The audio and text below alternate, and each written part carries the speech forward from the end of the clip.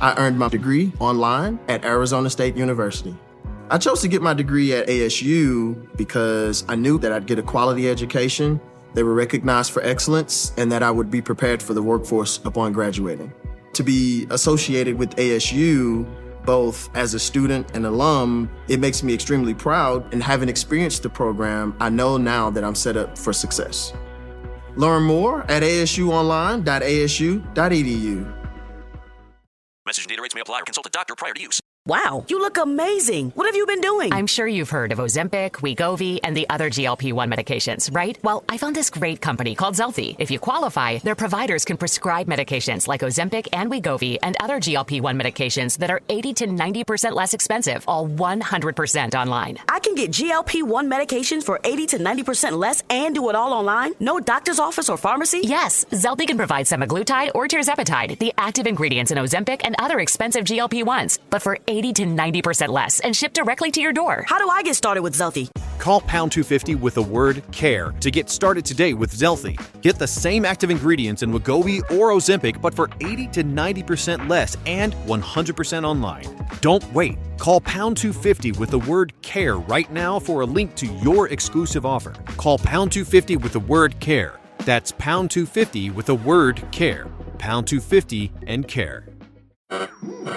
We interrupt this program to bring you an important Wayfair message. Wayfair's got style tips for every home. This is Styles McKenzie helping you make those rooms sing. Today's style tip: when it comes to making a statement, treat bold patterns like neutrals. Go wild, like an untamed animal print area rug under a rustic farmhouse table from Wayfair.com. Arr, fierce. This has been your Wayfair style tip to keep those interiors superior. Wayfair, every style, every home.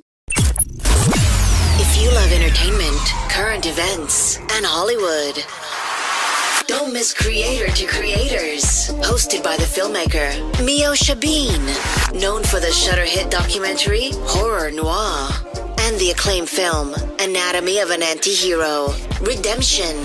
This show features interviews with filmmakers and creatives from around the globe. Join the fun with guest celebrities and gain valuable insights.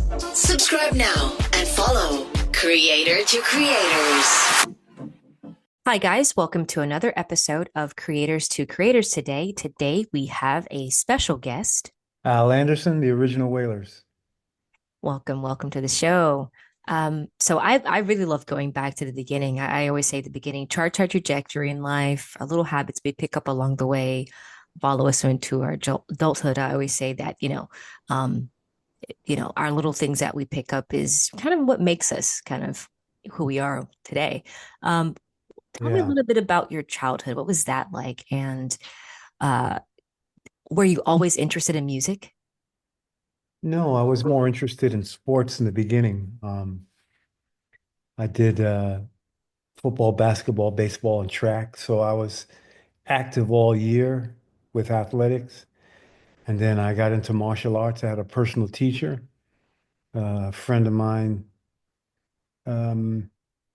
told me that they were giving free instruction from a master, a grandmaster of martial arts at the YMCA. So I ended over at the YMCA adding martial arts into my sports program.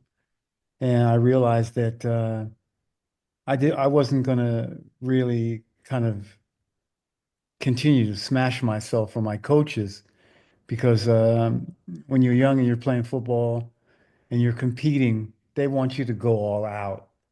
And sometimes a lot of my friends, they got really injured throughout the years playing football, and they have permanent injuries, knee injuries, shoulder. So I didn't want that to happen to me. So I kind of decided I would lean over towards something that I could have a long relationship with and be able to have fun and pay my bills. And that was music. I love that. How does one, get into it? So when did you start taking music seriously? Like what age were you when you were like, you know what, I want to actually do this? Late. And I'd say 16 and a half, going on to 17. Um, I come from a musical family. My father plays bass, my mother plays piano. My uncles and aunts all played piano or guitar or some wind or a violin instrument. And every Christmas and New Year's, they would get together and they would jam. And I'd be the only one in the room just sitting there twiddling my thumbs, going like, wow, I wish I could do that.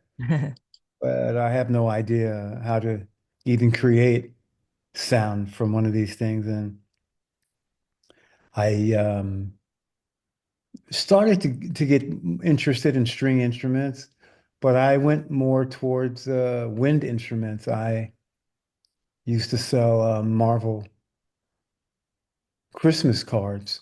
Oh, very They cool.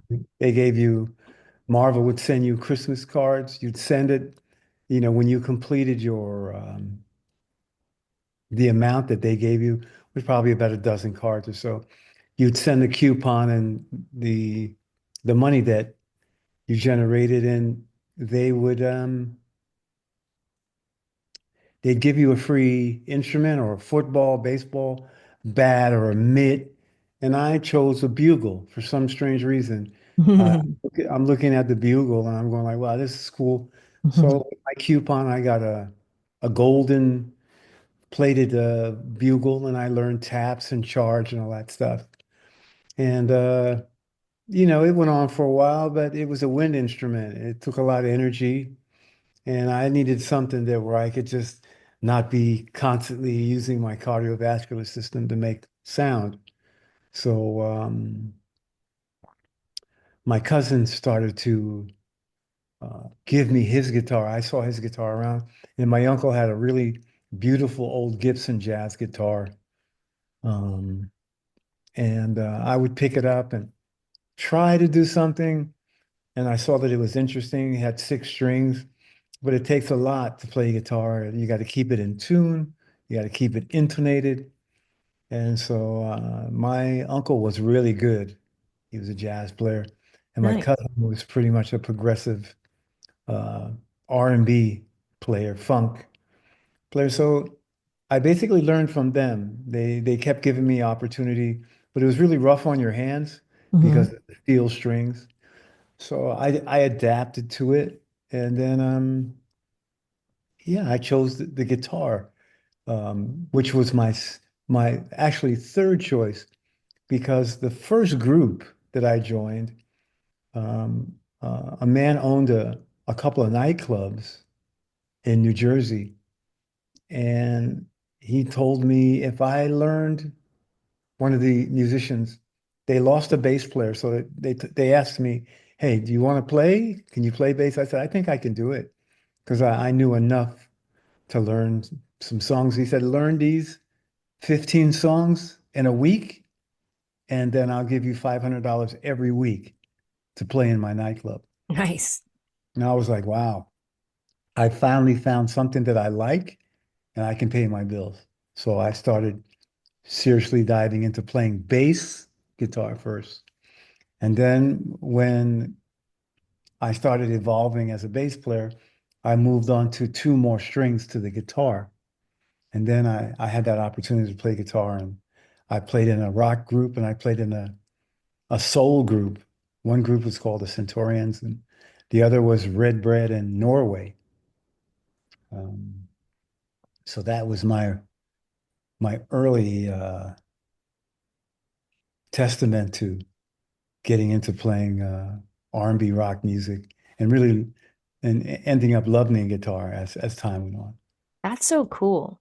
That's so cool. Like, it just never know, like how life works out, you saying yes to that opportunity. I always say it's, you just say yes to a lot of opportunities to, just doors open, just being open to what comes, you know, and I Yeah, think it because takes, the real beginning was, which I left out, was when I did have an opportunity to get an instrument, it was the bugle from Marvel Comics. And then a friend of mine's mother was a piano player and she used to teach at school.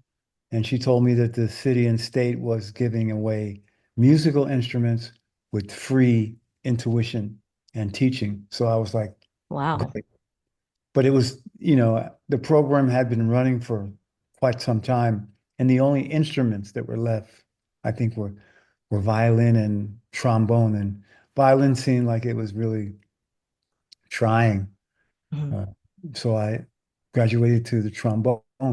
But as years went by, I didn't like trombone. It was nasty, sticky, and stinky. And then it was the guitar straight through after letting the trombone go down the drain. I didn't think that I would stick to playing trombone, although I really like it, but I'd rather be a guitarist than a trombone player. Yeah, I would think trombone is pretty it looks intimidating. Let's put it that Yeah, way. good Um, word. right.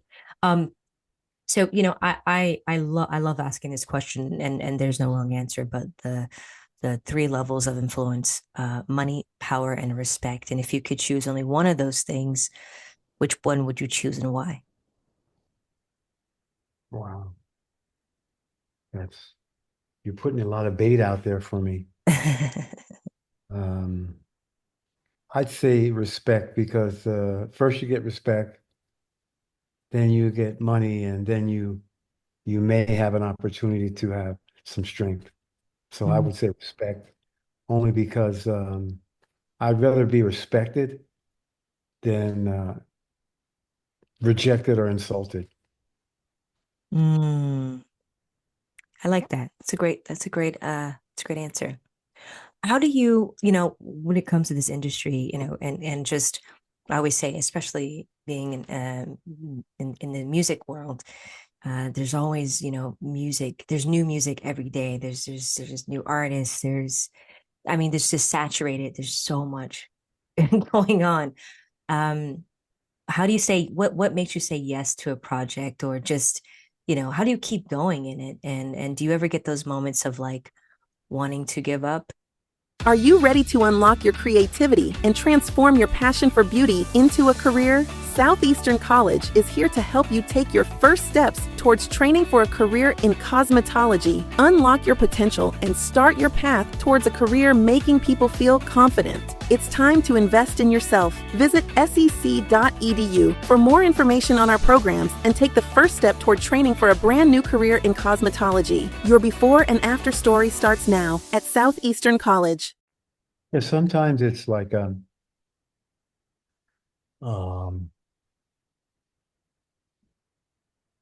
the songwriter or the artist has so much to do with how you're going to get in and fit in the band or be a part of the production. Mm-hmm. I always looked at myself as a servant to music and God and nobody else. So Mm. you disrespected me. I don't care how much money you were giving me or how little. If I was disrespected, um, I wouldn't have a long time working with that kind of artist. I was lucky and met like really good singer-songwriters, Mm-hmm. guys like, Bob Marley, Lauryn Hill. Yeah, and those are one of the greats of all times, I They're, would say. they're really classical. They're really classic artists that really made a big impact on the musical world. So I just felt that in order for me to work with these people, I have to really love what I do. So I'm a servant to the music, but I'm not a servant to the artist. I'm not a slave to the record company and all. I kind of look at it the way Prince looks at it, where, you own yourself and you own all your creations. So that should represent you, and that should be your calling card to success or finances, let's say, because you need to eat, need to pay your bills and rent, and a lot of other things that goes along with getting money. There's a lot that's attached to starving and doing and being very successful. So you have to differentiate where you want to be and put it into practice. Absolutely. Yeah, that's very true. Very true. You mentioned some, I mean, amazing artists like Lauryn Hill, like who's still doing it to this day, and the great Bob Marley. Um, Do you have anything like a Bob Marley like last piece of advice that you've gotten from him, or like, that how does it He, influence he the band told me, approach? he told me that I spent a lot of time with him when he was in Germany going through his cancer fight, you know, the latter part of his life. I spent the last months with him in Germany, and we talked a lot about life. We talked a lot about how to execute um, living for other people's expectations, Mm. like getting rid of those thoughts because when you're down to your last hours, years, and months, that's the last thing that you want on your mind. You really want to have a lot of freedom. And he basically taught me not to be an imitator. And Mm. I was never, a lot of guys like to imitate other guys' shtick, and copy their behavior, copy their songwriting style, or just be a direct bad Elvis. You go to Vegas, there's like, you see all these Elvises, some are like 300 pounds, and they're doing their best to recreate something that was created. And I look at that as a really hard thing to do from the people that taught me a lot about being an original musician and being with real singer-songwriters who are not imitating. Influential, yes, because Mhm. everybody is influenced by something, but you have direct imitators. You could say something in a song or do something in a song or have some movement in your video, and then you see some other artist basically saying the same thing, same moves, same clothes, like just copycats. And he asked me, he said that if he wasn't able to continue touring, and if anything drastic ever happened, and we had to continue making the music, would I honor what we created together and not to have anyone imitate him? Mm. Unfortunately, we had to get a bunch of singers who we needed a singer because Bob wasn't able to continue touring and he went on his journey, Mhm. and we had to find somebody to sing because nobody could replace him. We Mm. needed we needed a singer. And a couple of guys we got, they were direct imitators on stage. They were doing all of Bob's moves and Oh, singing. wow. One or two guys sounded a lot like him, and I promised him that I would never do that and I would honor all the music that I made with him.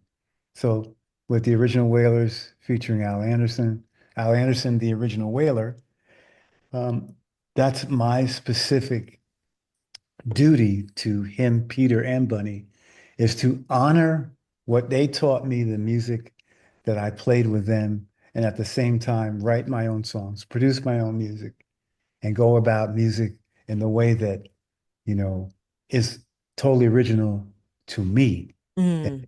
not imitating them or Bob himself. I love So yeah, I was able to do that. I found a drummer from Ghana named Papa Nyako. I played with him for a long time throughout these years after Bob passed. And it's an African drummer, a Mexican bass player, Omar Lopez, a Puerto Rican guitar singer songwriter, Chet Samuel, who I write and perform with consistently for the last like 8, 9 years straight. Nice. And we use Ross Clamper on piano and organ, but we're going to go into the studio and finish our EP Mirror of Heaven. Love that. Three-time Grammy winning Stephen Stewart from Jamaica. So we're like the United Nations of reggae, let's say. Love that. Love that. Africa, Puerto Rico, America. We got Jamaicans, we got Mexicans. I feel comfortable with being able to create with this type of flag that we fly as the United Nations of Sound. I love that. What can fans expect from the upcoming EP, Mirror of Heaven? Um, a very enlightening spiritual sound.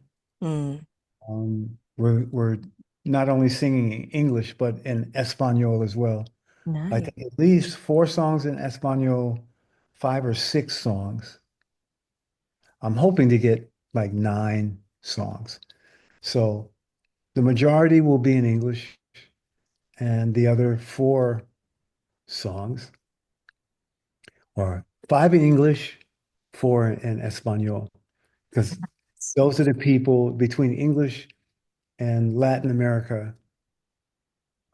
These are the ones that are really embracing me on what I'm doing with, the Wailers as a branding. I They love it.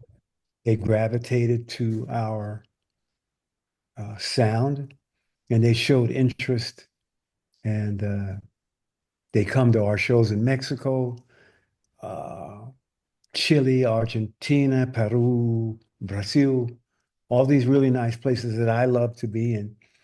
And all the other English-speaking places like New Zealand, Australia, America, Canada, most of the English-speaking areas of Europe, they've embraced our music and our sound. And it's an enlightening lyrical and rhythmical group that I work with. Like, because we got that African drummer, and he's got the swing going on, and we got the Jamaican shuffle and the Latin thing from Omar, our Nice. Mexican bass player. He's got that mariachi thing and that cultural Cuban, Afro-Cuban sound. Yeah. He's down with the culture of Afro-Cuban Latin music.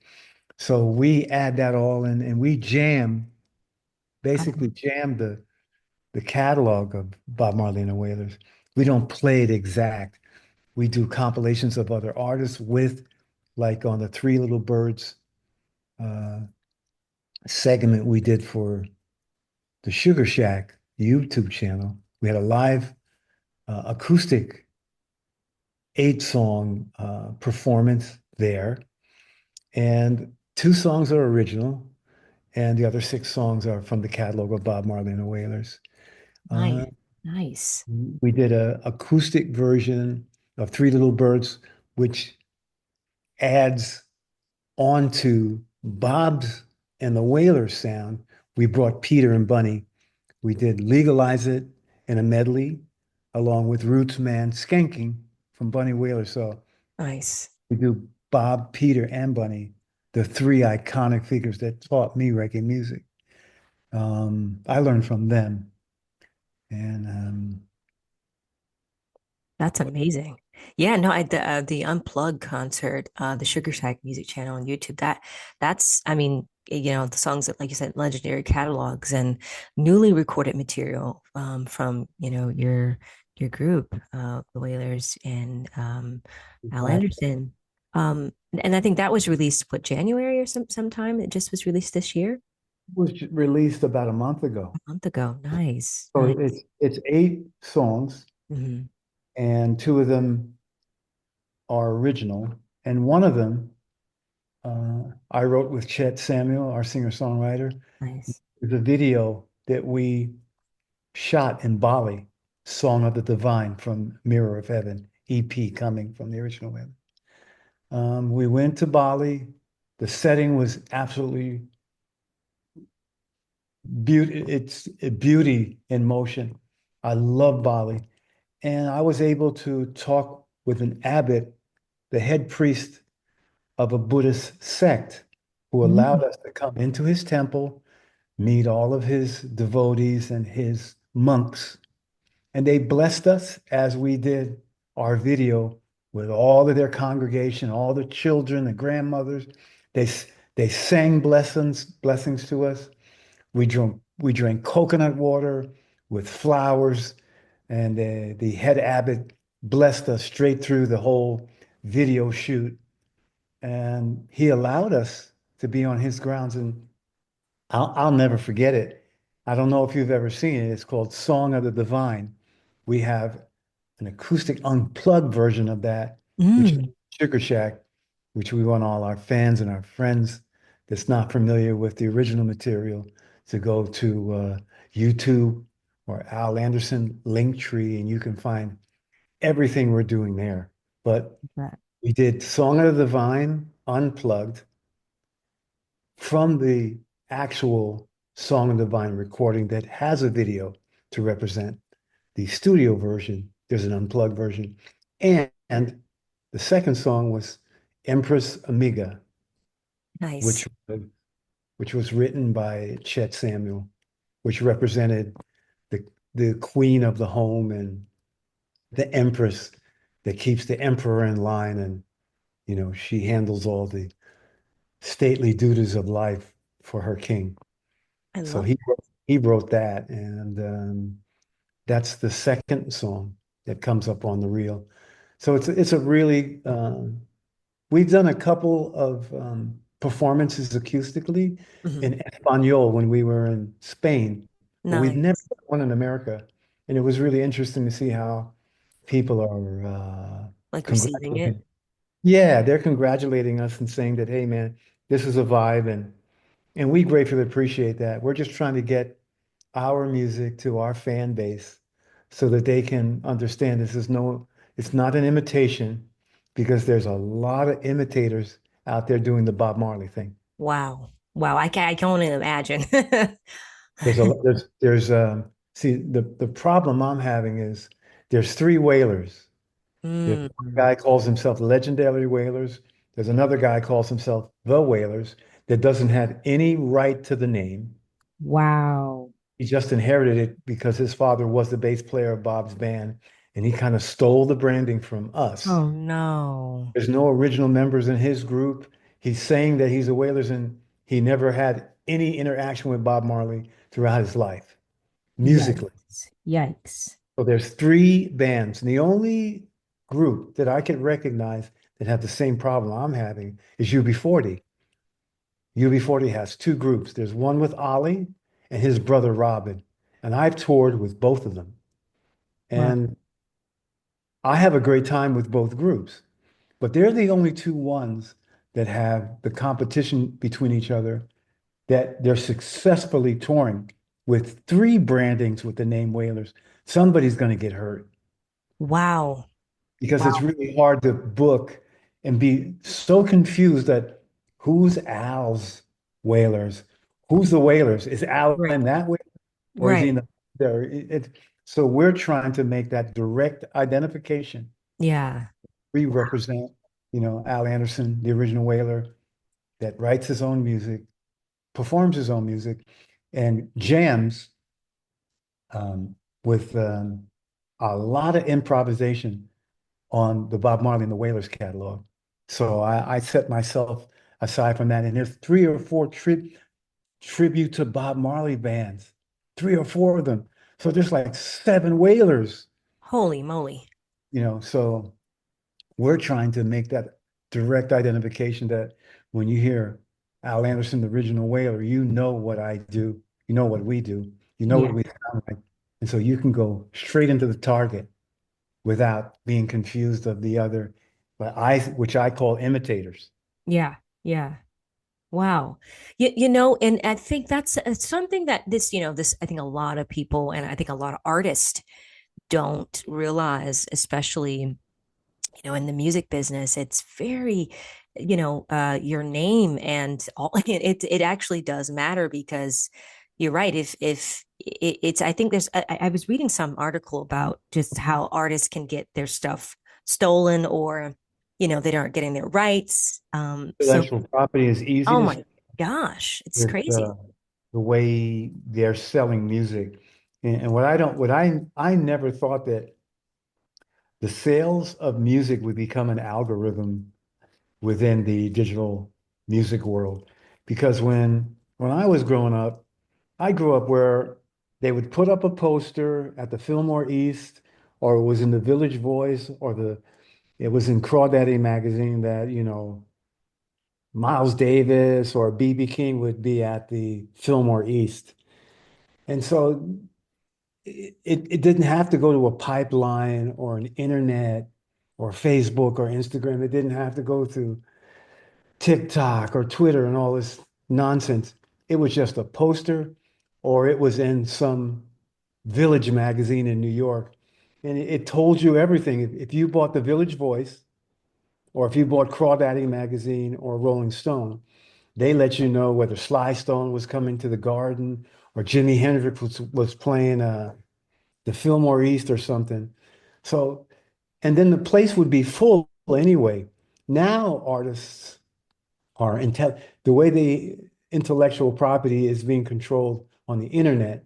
You have to have mathematicians and like lawyers representing you. So you have your paperwork is together. You can prove who you are. Yeah. I got some notification from Facebook today that they want me to prove who I am, because Wow. I believe there's so many groups out there calling themselves the Wailers. They want to make sure that I have the proper representation so I can go to work. Isn't that something? It's so We crazy. never thought, because I'm an elder to you, I can see how beautiful and young you are. Thank you. We never had these problems. It was always about a poster that was put up, or street team that went out and had flyers all over the village that, hey, this group is coming, that group is coming.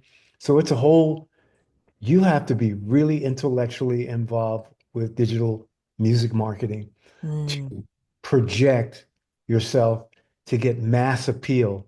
And there's a lot of people that I'm not crazy about their music, right. but they do quite well financially, and Hmm. they have mass appeal with touring, and Mm, it's all through the web. got Like it. everything from the web has made them the artist they are, and the talent that lies within is but few. But so far as the digital connection to all their fans, that's where they have excellence, because there's a lot of artists out there that I don't really rate their music, but they have a lot of followers. Mm, They tour avidly all year, and we lost, Bob Marley, we lost Peter Tosh, we yeah. lost Jacob Miller, we lost Carlton Barrett, we lost 98% of the Wailers Mm, through health, and a couple of people were murdered. Our drummer was murdered. wow. Wow. Uh, they wanted to get rid of the powers within the music industry. And then when Bob passed, he didn't leave a will to Wow. his publishing or any of the rights. So it got really out of hand. Yeah. Lawyers and a lot of people that had publishing with Bob, when he passed, they laid down the hammer. They wanted whatever they could get from the estate. When Wow. when the band produced everything, Bob wrote 98% of the songs, but the band produced everything. So as directors of his music company, Tough Gun, everybody is entitled to percentage. But the lawyers were really corrupt. The manager was corrupt. I don't know if you saw did you see the One Love movie? Yes. Loved it. Loved it. What did you love about it? I thought it was just well done as far as like, the acting wise, because I love looking at the actors, but I don't know what's 100% true, because Story, it's the story, Hollywood, right? the story is totally Hollywood. Yeah. That's not how it really was, Wow. Yeah. because the manager that you saw getting beat up is the person that stepped in front of 4 or 5 gunshots to save Bob's life when they tried to assassinate him. Wow. So, and he had a lot of people in his life that he really loved, and they left that out because I think that it was pretty much aimed at, selling the movie and not telling the Not the truth. 100% truth. There's a lot of truth in there, but it's, It's their truth, Hollywood's truth. yeah, it's his story and not history. Wow.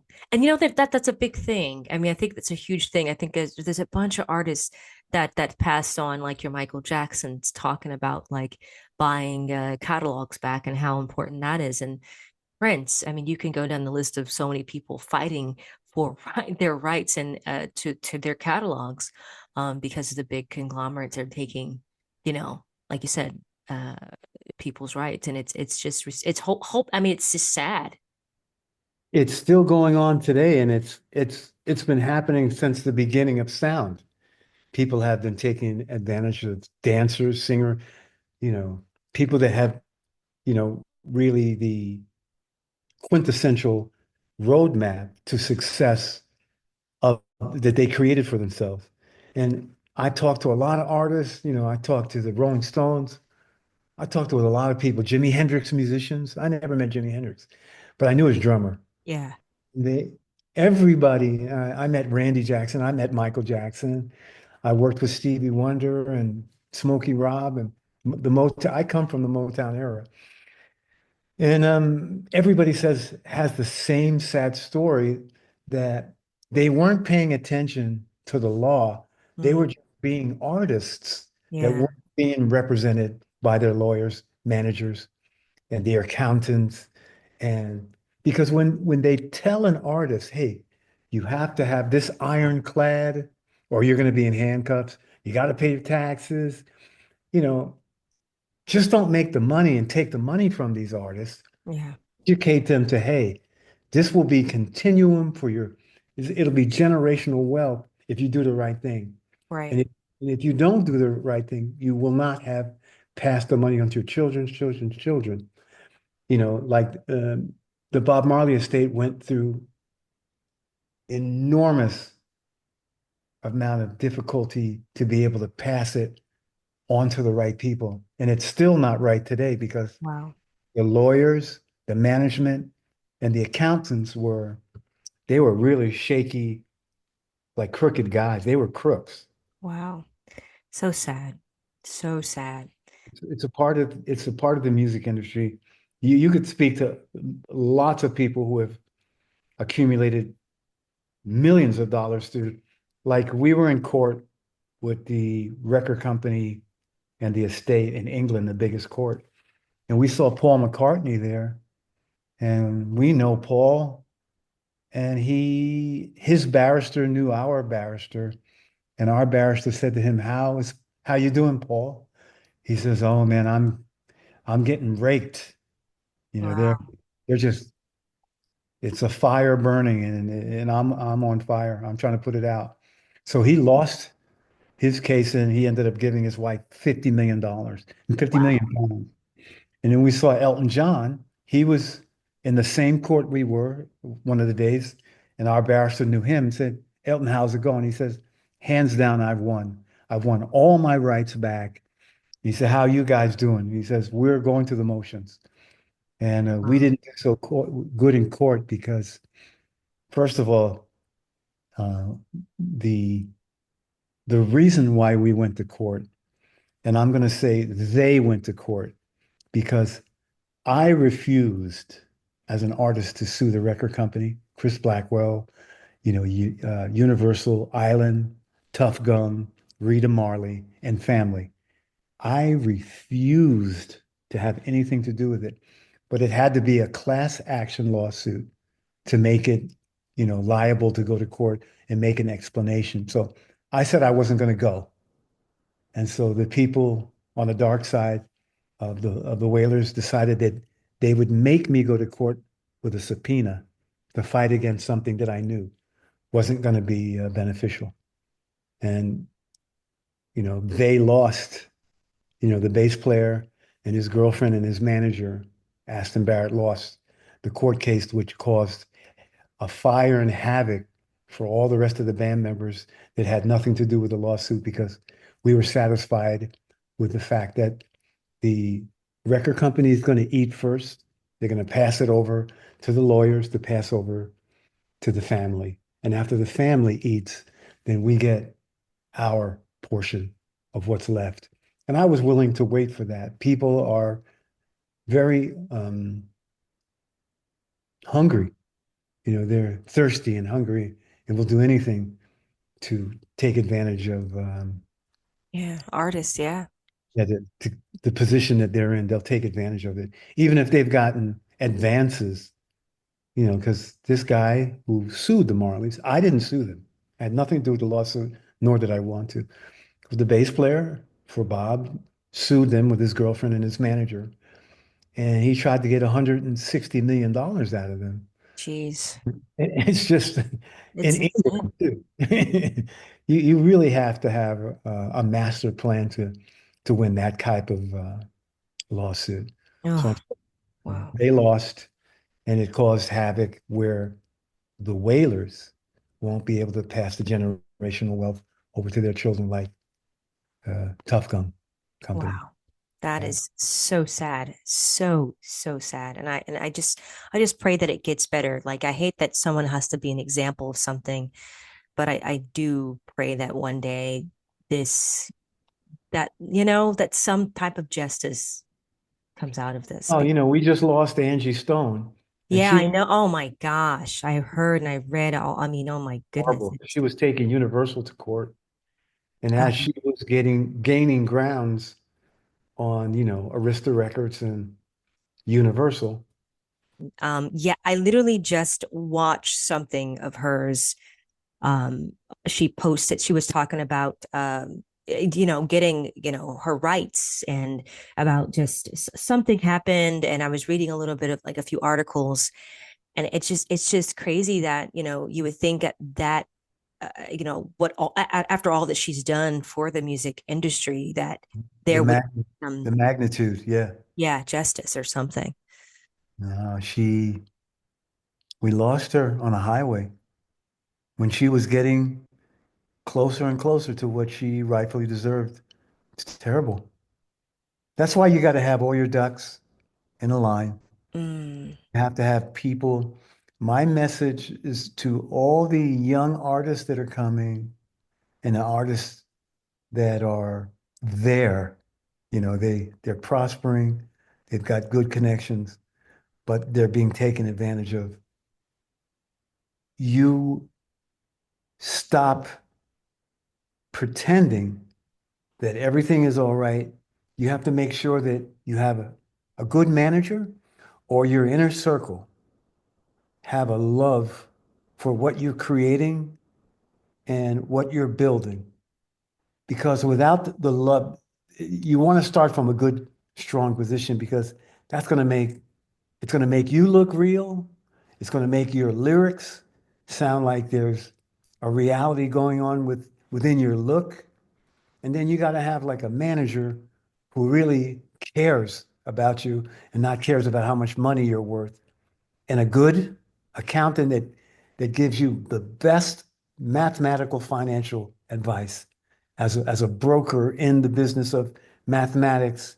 He's going to give you the most optimal ways to save money and build your infrastructure financially. And then a lawyer who is going to make sure that all your paperwork can't be compromised. So when you have these 3 or 4 magnetic things working for you, everything will come together. Absolutely. Do you feel like like I think and this is going to sound kind of crazy to bring up, but the whole like the Kendrick Lamar and the Drake beef and all these beefs in the rap industry, especially when it comes to African American culture or Black culture, you want to call it, like just how they kind of pinned it. Like there's always some type of beef in like a hip hop beef, but it's never been like a rock star beef or any other bands. You don't really hear it like that, but it just seems like it's there's always, it's only can be one that can rise to the top of the food chain, and then there's it's, what I mean, it's like it seems like it's like we play into the industry like a pond, like we're these new artists that come up. I know exactly what you're saying. The unfortunate thing about the Black musical culture, we don't love each other. We don't truly love each other. It is a football game. We'll break any bone to win and Wow. and because I'm looking at the opportunities of a lifetime. What's an opportunity like to, can you imagine if Prince and Michael Jackson went into the studio as brothers and good friends, Mm. started to create something, regardless of how the outcome of it would be, which you know would be fantastic. Oh yeah. But because of certain cultural backgrounds, I don't know whether slavery still exists in their minds. Mm. With hip hop music, it's if you're not educated to understand what it stands for, you're going to jail Mm. because the behavior and the hardest of the rappers, some of the hardest rappers, if you really listen to what they are giving to the musical world lyrically, it's complicated because if I'm young, I want to go out and snatch some guy's chain. I want to rob some guy because my favorite rapper just told me, hey, that's what I did. I snatched his chain and I beat him up. Mm. So Hmm. if I'm going to follow that ideology, and we're one of the only cultures, we're one of the only cultures that cannot come together and peacefully love each other without a competitive base or a financial status quo that we have to reach. And the minute we get money, it's diamonds and gold, all the things that South Africa has enslaved our people for. All these guys buying all this ice and all these, you know, a seasonal gold watch when you're 75 and you've made it to, cool.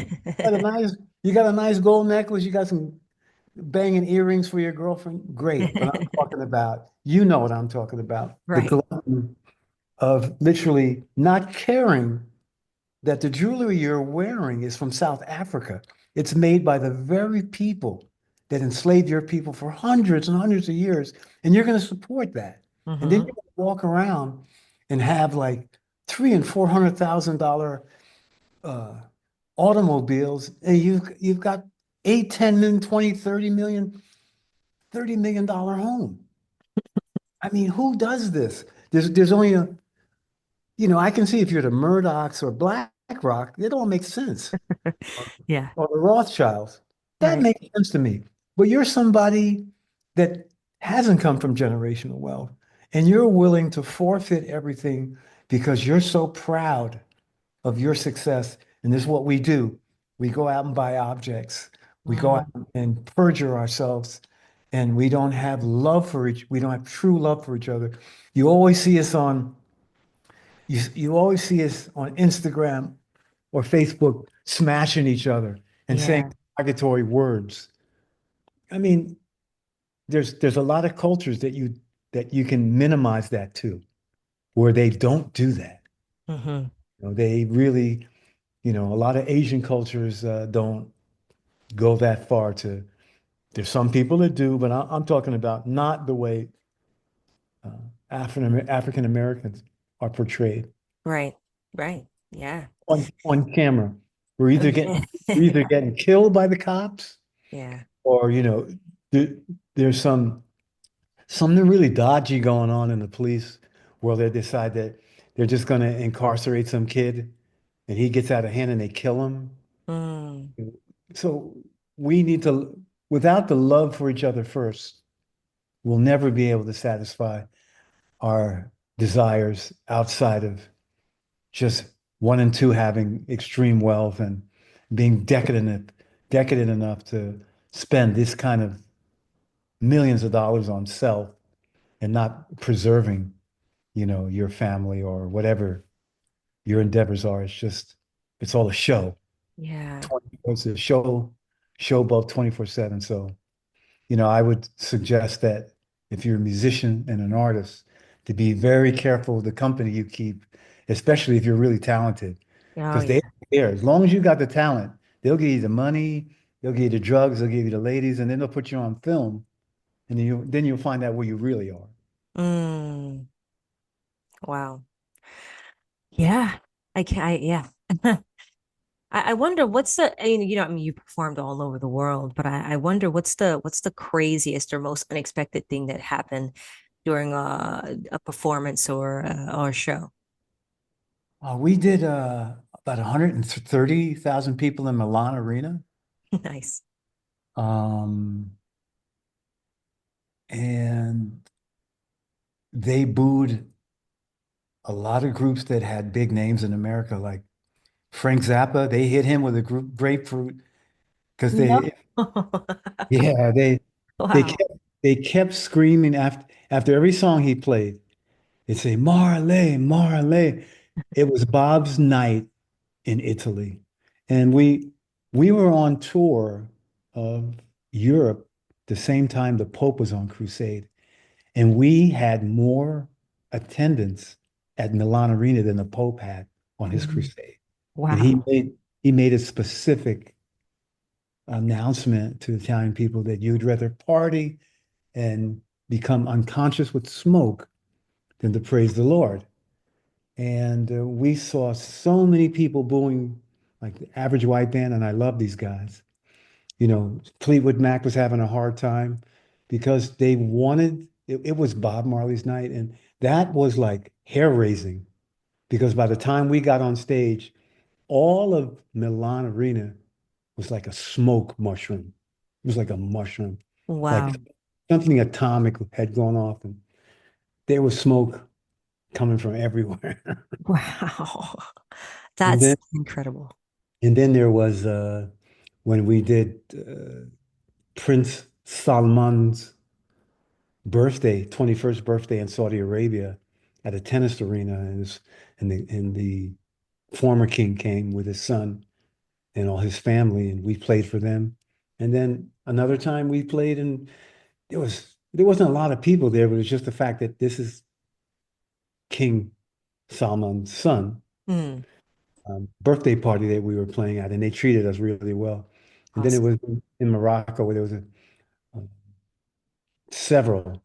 there was hundreds of thousands of people at King Mohammed the sixth birthday that we did some years ago. There was just so many people, and they fed us. It was royal, and so these are the Apollo, for 7 days, was really cool. We played for a week at the Apollo every single. Nice. There was a lot of things, but those three or four shows really were. Lyceum and Babylon by Bus was great, but it was really tame compared to all the activity and all the energy of Kings and you know Wow. That's large amazing. large attendance. Isn't it amazing what music can do and like what rooms it can put you in? It can really groom you and it can destroy you too. So you That have too. There's that part. yeah, your ego can get out of control. So you have to walk that fine line of I'm really blessed and I'm going to give 100% of my energy to the celestial parts of what success is. Yeah. So instead of the dark side, people get really dark once they start making hundreds and hundreds and hundreds. And Or do you think it's already there, or it just has to be, you know how they say, so, I think it's like, you could be a douchebag, but then you get more money, you become a bigger douchebag, It's like, I just look at it as um, that what you just said, and some people can't control their egos because they got lucky. It's like the guy that wins $1 billion a Powerball and he has no idea of finances and he's just ignorant to the world, but now he's rich. mm, So if you want to respect that, which I do, because you got blessed, but then when you're acting like a complete idiot because you've never had money before and this is new to you, and now you're acting like you've always had it this way and you've got all the answers. You feel, you filled all it's like a bottomless, it's like a big hole that you just keep throwing your gold down and it just keeps going straight through. yeah, yeah, There's yeah. no floor where you're accumulating. It just it's odd. I've seen all types of success stories, and it's just amazing how artists are blessed, Yeah. artists are lucky, and artists are prepared to be responsible. Yeah, for sure. 100%. If the Wailers had a theme song that played every time you walk on stage, what would it be?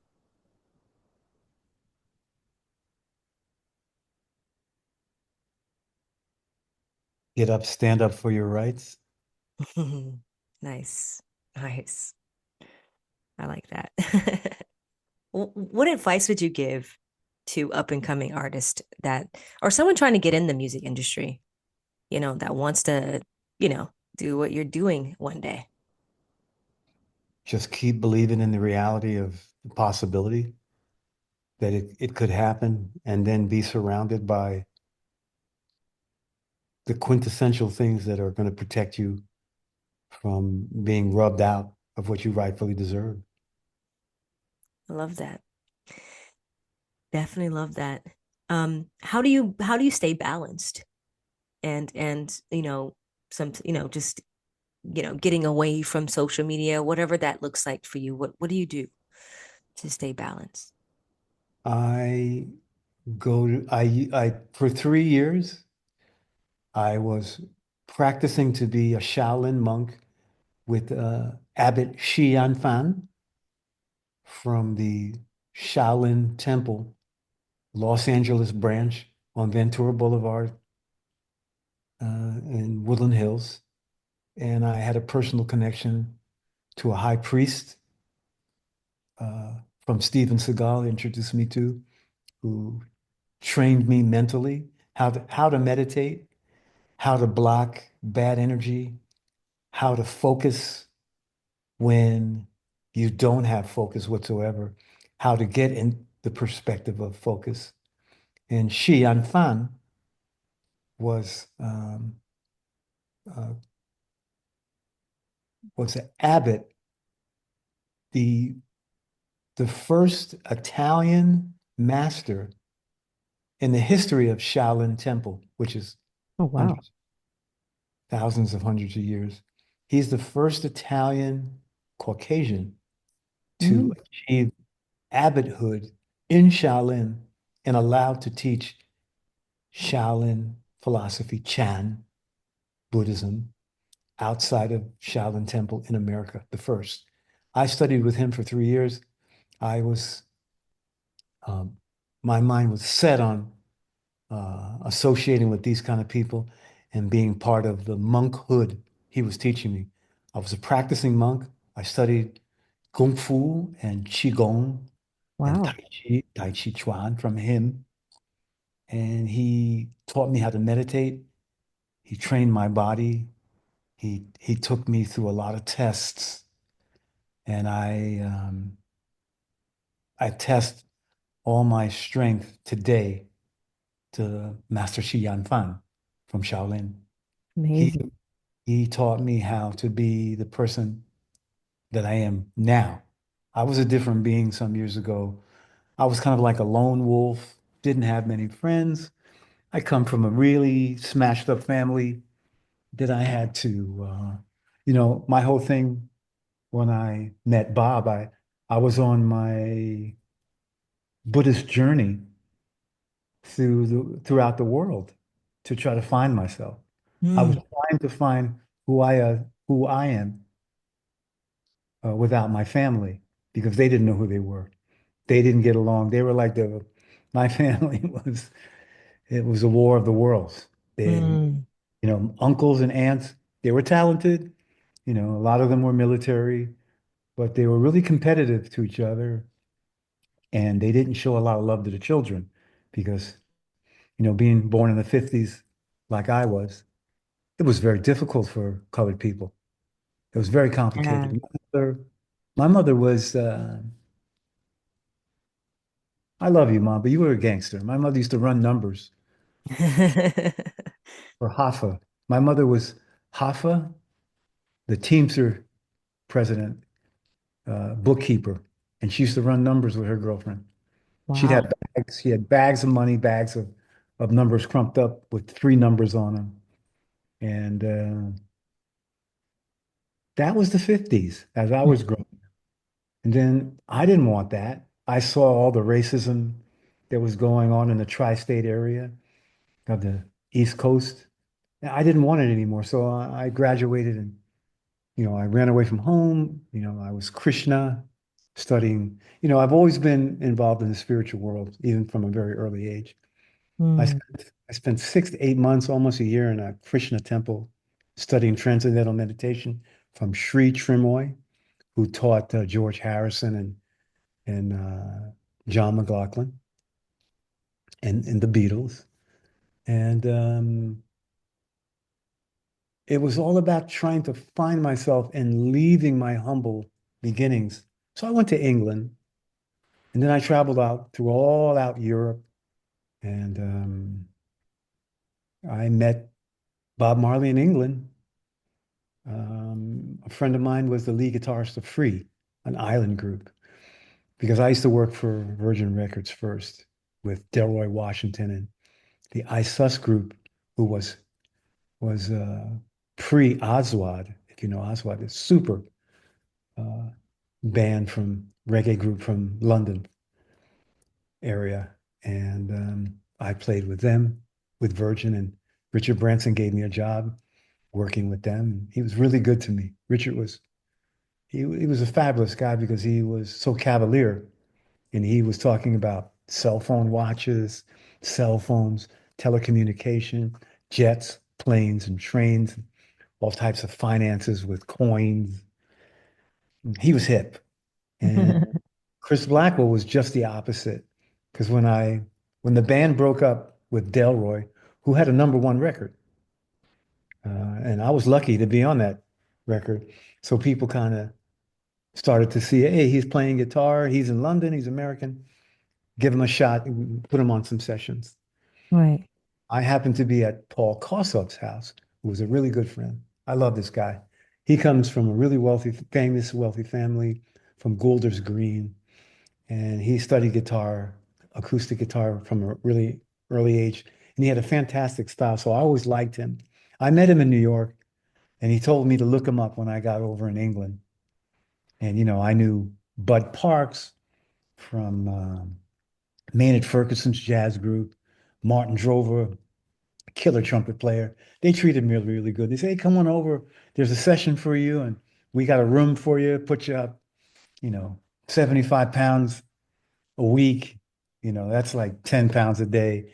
So I just thought that, like, wow, I got enough money to get out of here, because I don't like the way, New York and the tri-state area was a lot of racism, the rock and stuff, and, Puerto Ricans and blacks and Italians and Irish and Greeks. We were fighting, and in school, we had like all types of race riots. And I didn't want to be a part of that, because that's what I was running away from. I really wanted to get with an intellectual group of people that it was culture, music, and there was some spirit involved. So I ran away to try to find that in England. And, England's not known for that.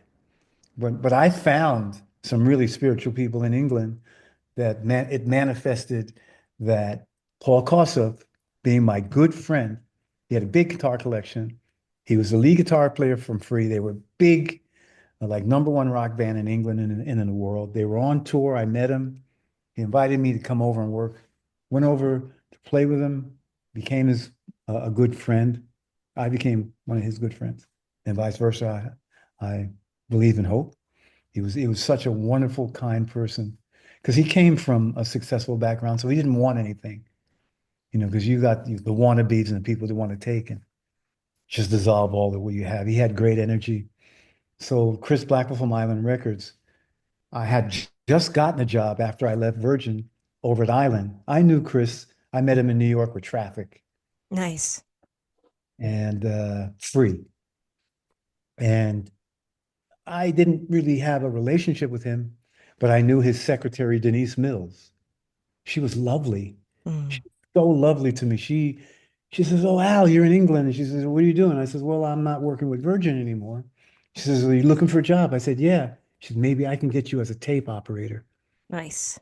And a tape operator is somebody who cleans off the monitoring console for recording, keep all the weed off and the hash bits and stuff. And I poured tea, I would vacuum, so you'd learn the studio from the ground up. I love that. Yeah, there's something really hip about it because not only are you putting everything in place, the chairs, so when the artist comes into the Island recording studio that I worked at in Basing Street, no, actually it was Hammersmith. I always say Basing because that's where I did the Not to Dread album, and I'm coming to that. Nice. So I started working as a tape op in England for Chris Blackwell's Island Records, Hammersmith, near the Hammersmith Odeon, big theater. Many groups have played there. So I really liked Hammersmith too, because I was living in Chiswick. I left, Wimbledon where I was living and moved to Chiswick. And so I was kind of close to Hammersmith. And so me and Denise used to go ice skating, and she became like my really good friend, and she got me a job, something like 150 pounds a week, being a tape op. And so I would clean up things, I'd pour tea.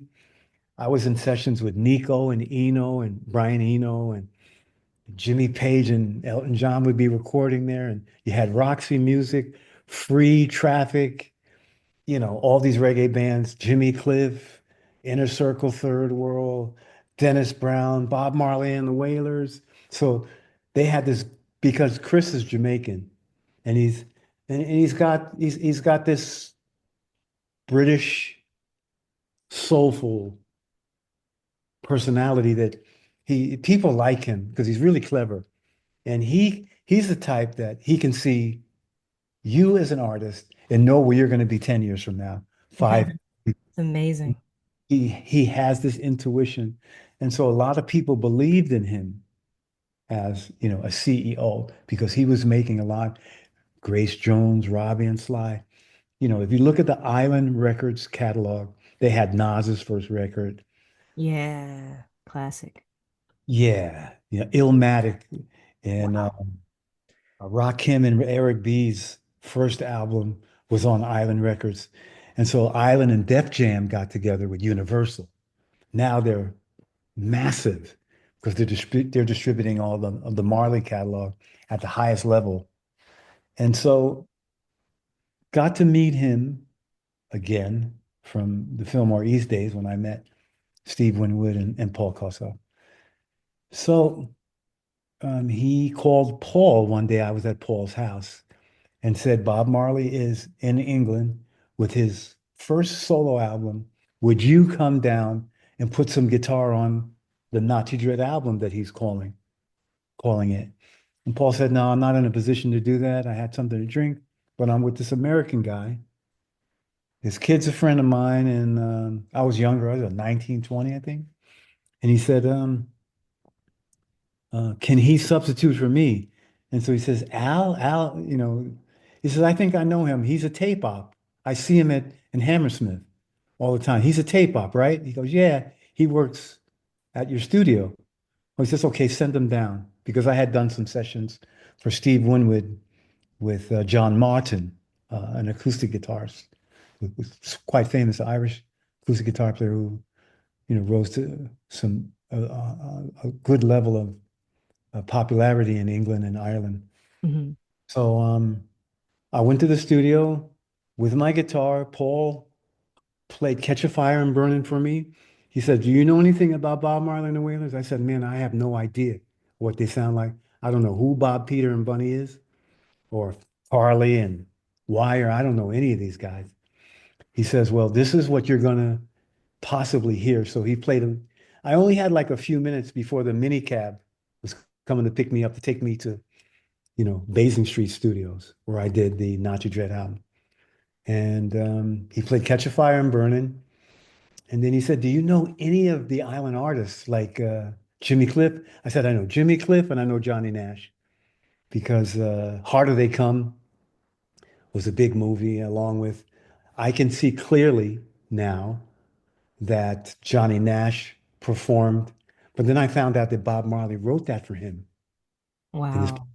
his publisher didn't want Bob to sing it, so he had Johnny Nash sing Bob's song, and it was the #1 around the world at that time. But Bob wrote it, and they took advantage of Bob's publishing rights. He didn't get exactly what the deal was supposed to be for him Yikes. because he had issues with publishing. Everybody wanted his publishing. In the I end, bet. I bet. It's in the like, beginning, he was fighting for his rights, who he was writing fantastic stuff.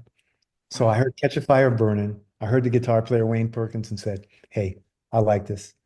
So I went down to the studio. I walked right in the studio with my guitar, plugged in. I didn't meet Chris or Bob till after. I was anxious to hear what they wanted me to play on behalf of the Not Too Dread album. So I finally got in the groove. I said, play something for me. And I asked Bob, I said, Bob, what do you hear? Because he's in the control room and I'm in the studio. He said, hey, just play, man. I was like, okay. I put the headphones on and they played Soja Say, Talking Blues and No Woman, No Cry. And I said, can I just hear where this was going? So when I heard Bob's music at that time, it sounded like country music, but with a lot of soul. beautiful. And so I used that as a roadmap to be able to write my guitar lines for No Woman, No Cry and Soja Say and Amazing. Talking Blues, Roadblock, Rebel That's Music and all that. So that's that, incredible. that was my humble beginnings meeting Bob by recording his first solo record. And so after the recording, when I went into the console to hear what I played, because a lot of the songs that I played, like I played No Woman, No Cry twice. Yeah. I thought I was going to be on that all night. And he said, oh, perfect. Move on. So Right. I said, no, let me play it again. And he said, no, man, that's good. So I said, let me play it one more time. So I played it twice. And of the second go around, it was perfect for me. But Yeah. he wanted the first one because it wasn't perfect. Exactly. I was going to just say that. I think that's what it's about. It's like I'm very much a perfectionist, but Yeah, there's the something vibe. about the first one that's just magic. I don't know. It's like you're in it, and Your sensors are out there. yeah. Wow. Yeah. As long as I don't make any mistakes, it's great. Right. So the session went on like that. It was like, okay, what do you got next?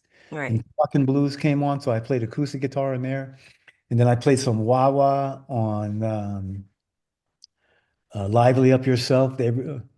No, sorry, that's Soul Jase I play wah wah on, and I take a lead on "Lively Up Yourself" that Bob really liked.